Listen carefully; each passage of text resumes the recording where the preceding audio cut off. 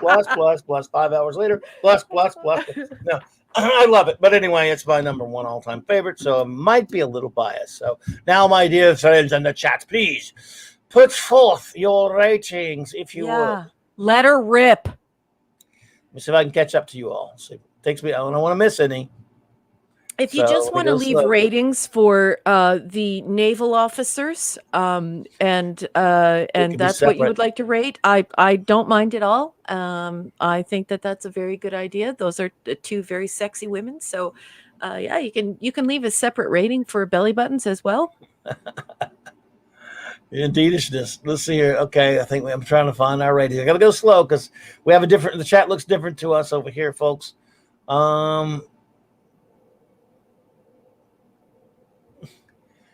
Thank you, Healthy Woman Care TMF. James Caserta drops the R word. What happened? James, who races? Who racered? Who wastes this? One of the first times I've seen this. He's digging them out. Ratings. Yeah, I'm finding them, folks. It takes me a while to get to. I don't want to miss anybody. Okay, here we go. I think I got Are